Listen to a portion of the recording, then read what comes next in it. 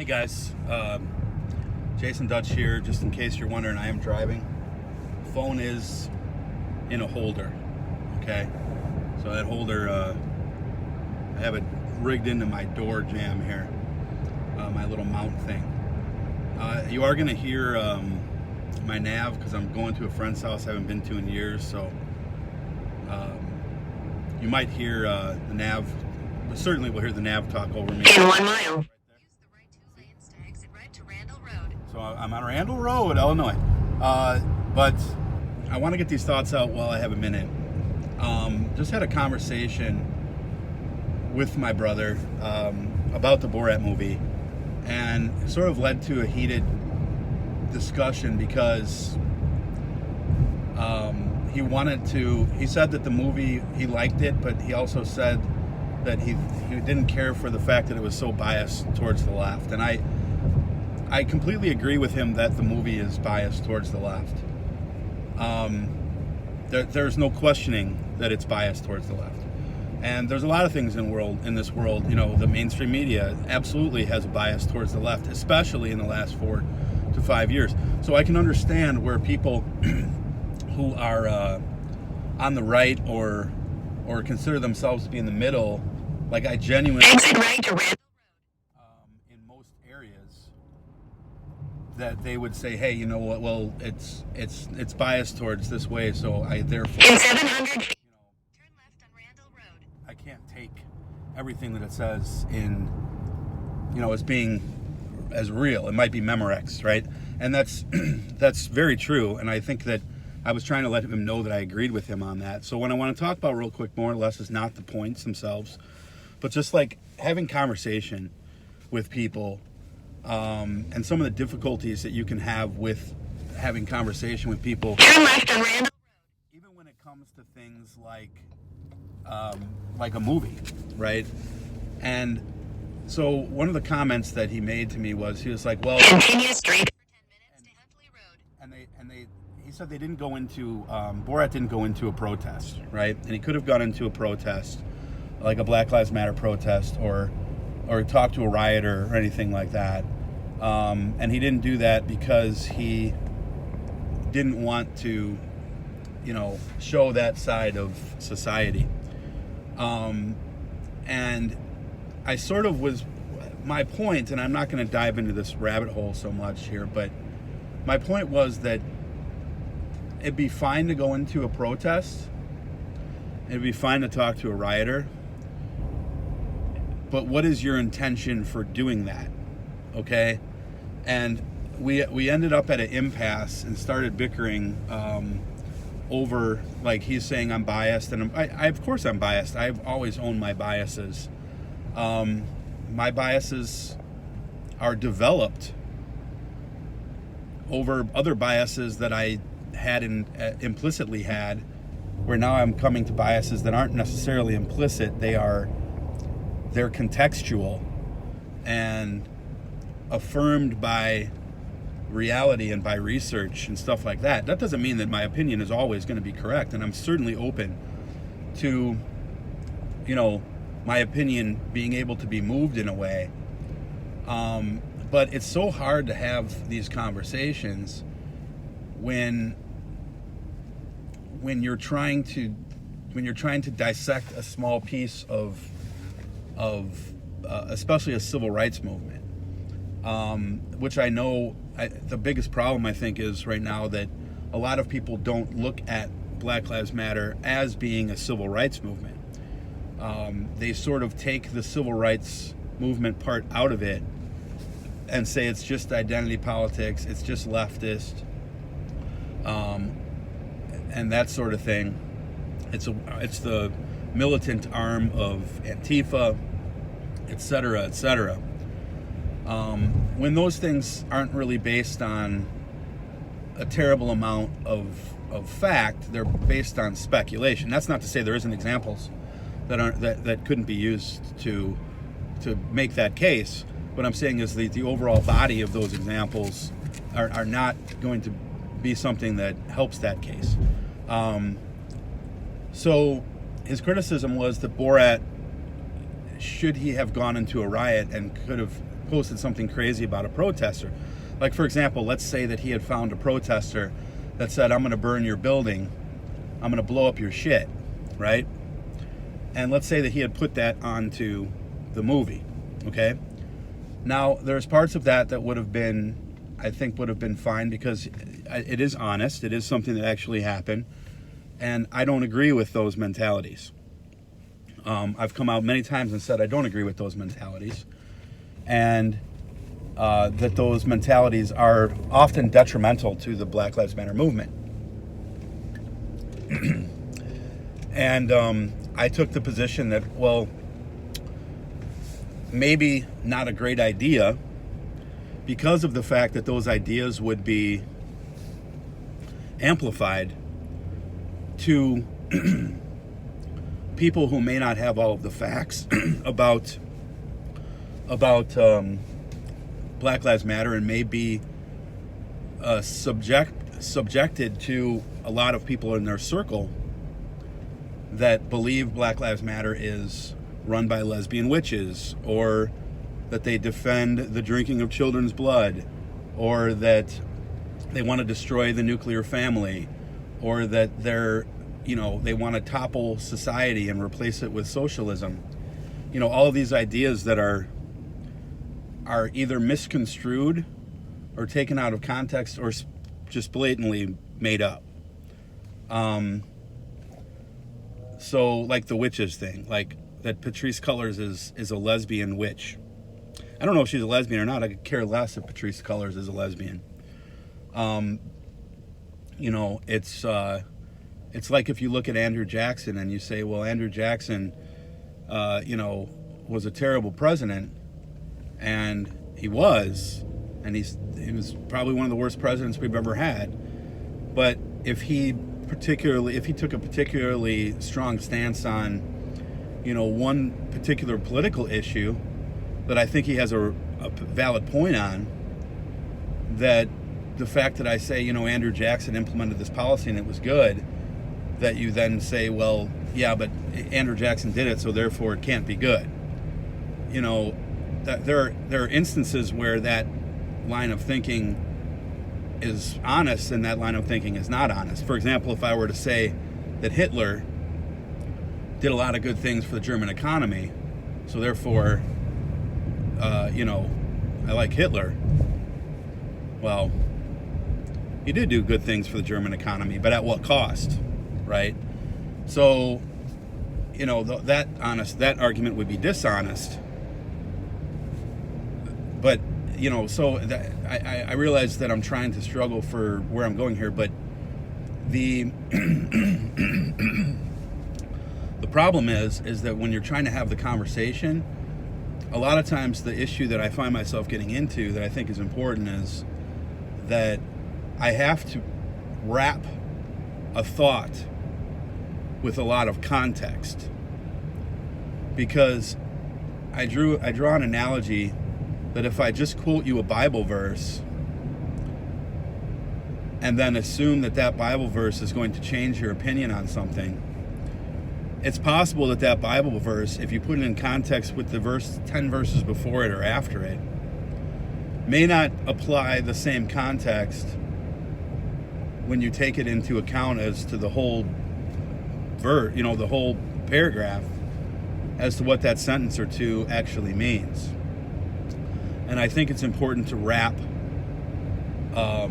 any conversation in that, especially when you're dealing with someone who may not have the same perception of that topic as you have.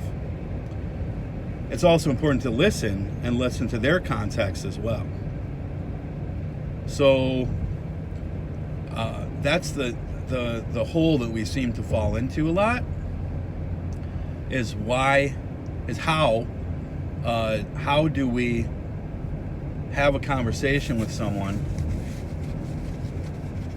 especially when you have a time constraint like I did this morning, to get through what you feel is an important point,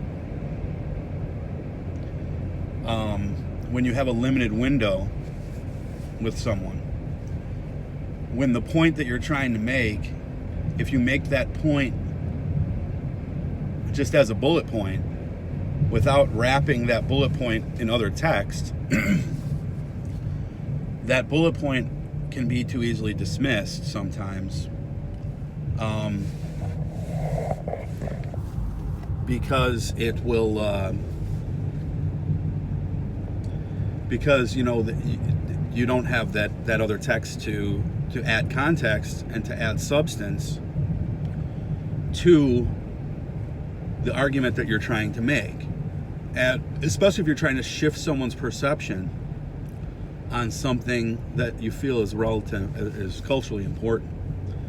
And that's the thing with if you show a protester saying, "I'm going to burn your building and blow up and blow up," in half a mile, turn left on Huntley Road. That taken by itself would, if it was that line by itself, would be blown up over social media and used as further ammunition to quell or try to quiet a civil rights movement that has been trying to be heard for 100 years. So is me playing that line, true or not, worth it, when it might sway someone into going on to the other side of the argument? And I don't know the answer to that question. It's really tough, because we've been dealing with oppression for hundreds of years, and we're 70 years removed from civil rights, the Civil Rights Act, and we still have people that say they're not fighting against it while actively fighting against it and using ridiculous arguments like they're lesbian witches to fight against it. Turn left on Huntley Road. And to ignore it. See this? I missed my turn. So, sorry, more nav is going to pop up here as I down and go back. Try to do this quickly. Continue straight. I don't have the map up because I'm on the phone. So now you see the issues with using the same device that you use to record as you are to do your navigation. Do you have people who are going to who are going to find whatever In 500 that they can. Turn right, then turn right. They're going to use whatever excuse they can to discredit that movement, regardless of whether or not you have additional ammunition. In 700 feet, turn right on Huntley Road. So if you're going to give Turn them right something on Huntley Road. like a sound bit to use that they can then add to this body of evidence, which I've already established is mostly non-contextual, false, or misleading, and In then 1.1 miles, turn left on Huntley and Road. then you sprinkle on top of that cupcake, the words of the couple of true radicals within that group. That's dangerous.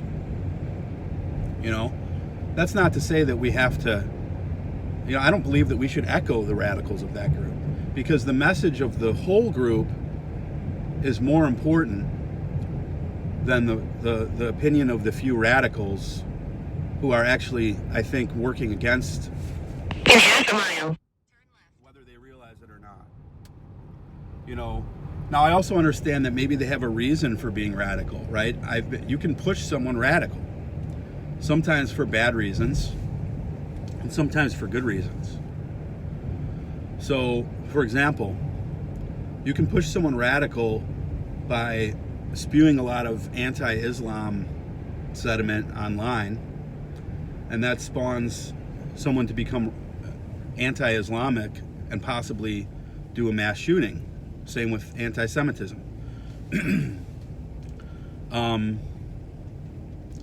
You can also push someone, turn left on Huntley Road. so that would be a bad example, right? Here's a good example.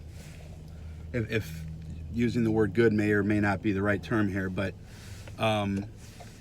if you have a kid who goes to school and is constantly being picked on for years and years and years by another group of kids, and after a while he finally gets pushed to being radical and goes to school and punches the bully in the face. In 1.2 miles, Because, right on Square Barn Road. because for years he asked the bully to stop and, you know, talk to the school administrators and talk to the teachers and the deans and stuff. And all it did was, you know, cause him to be victim shamed. Or, you know, they said, well, you know, but these kids are actually good people, etc. But, you know, maybe they are, they will someday be good people. But that doesn't change the fact that they're detrimentally affecting some kid's life in school and bullying that kid and pushing him to the margins of the school social society and, you know, making his life difficult while saying, In half a mile. but look, he has the exact same opportunity as everyone else in the school, when that's not necessarily true, because the power faction within the school is against him. So then he becomes radicalized in a way to say, screw these jocks or screw these popular kids. And, you know, like I said, comes to school one day and punches someone, or possibly worse, right? I don't condone the punch. Turn right on Square Barn Road. I certainly don't condone the possibly worse. But I understand where the kid's coming from, and I understand his grief and pain. In 1.9 miles, turn right on So, West Algonquin Road. Again, I'm sorry for the nav, but I have time now and I have to do it, because later I won't get to it. So I understand where that kid's coming from. I understand where the protester would be coming from if he feels that his entire life, from his perception, that he has been marginalized, and finally gets to the point, like that kid in the schoolyard, where he's going to punch the bully. I get it. Again, I don't condone the punch, but I understand the punch. What I don't understand is someone who wants to vilify a movement and call its leaders lesbian witches, or say that the leaders of the Democratic Party drink blood from children and that worship Satan, because they have to find something negative to build their platform on that doesn't otherwise exist. And that's not to say the Democratic Party has nothing to be critical of. There's a boatload of shit that you can be critical of the Democratic Party, without going crazy and saying that Hillary Clinton, who I hate, by the way, drinks blood. So no, I don't think that Borat should have, gone in and talked about the protest, because again, what would the point of that be, and what would it be used for, and would it hurt an already overdue movement? But again, the point here, as I wrap up in the last minute, is we have to find a way to have these conversations in a way where we listen to people, but where it's difficult to let them give me the opportunity to In half a mile, turn right on West Algonquin Road. You know, don't just let me give you the gift of my opinion. But if I have to gift wrap it in a way, and I have to stage it in a way so that you understand it, but then they get frustrated and say, why do you keep talking? Why do you keep building this case? Where are you going with this argument? I don't like where you're going with your argument. I don't understand where you're going, because they get impatient, and rightfully so, by the fact that, but when you're trying to build context to the argument, to deliver it in a way that they will understand based on their worldview. You know, like I said with the Bible verse, I could quote a Bible verse to someone who's an atheist or someone who's a Christian. They're going to take it differently, because one will automatically dismiss it and one will automatically accept it. You know what I mean? So, but if you wrap it in context, then you can use that verse in a way that I think is more meaningful. But having these conversations is very difficult,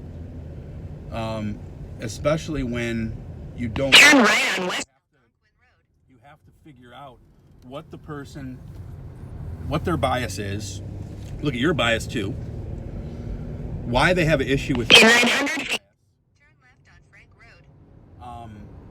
And, you know, while owning your own bias, still say, hey, yes, Turn left on Frank Road. I have this opinion, but here's why I have it, and here's why I feel this particular argument makes sense. And I've developed this viewpoint not based on a political bias,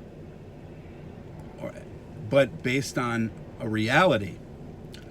It may end up being a political bias. It may end up being something that favors the left or the right. But if it's correct, then just because it favors the left or the right doesn't mean that that argument should be dismissed because it's not in the middle. You know, when I try to be honest about stuff like this, but it's hard. In 1 mile. Because I realize even something that to me is as common sense as wearing a mask in a grocery store is a political issue now. So, you know,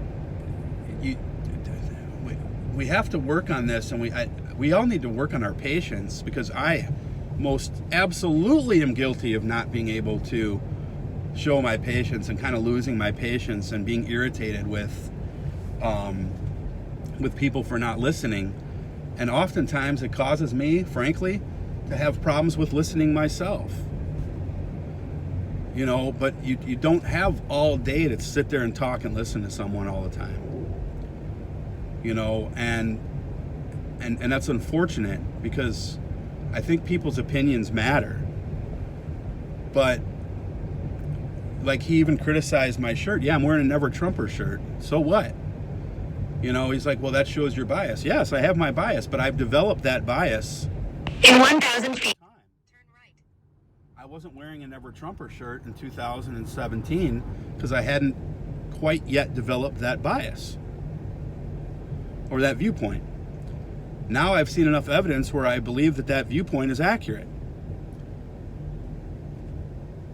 based on a body of evidence. Turn right on Miller Road. Astonishingly long. You know, so yeah. But I didn't have this bias before. So it's not like I was born into that bias, where a lot of people are born into bias in other issues, like when it comes to race matters, where they just grow up and they say, you know, I was never racist, I never saw hatred, you know, I don't hate Mexicans, I just don't, you know, want them coming in the country illegally. In half a mile, turn left on Golf Course Road. I just don't like mass shootings, and I don't want a mosque in my neighborhood. You know, but those things are still, they're still race, you know, bigoted issues. And while they may not be based in specific hate or, like, you know, detest of a race group, like, in 1,000 feet, turn left. Turn right.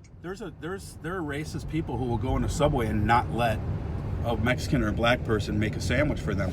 Those people are extraordinarily rare. Turn left on Golf Course Road. You know, Turn right on Castlefield Lane.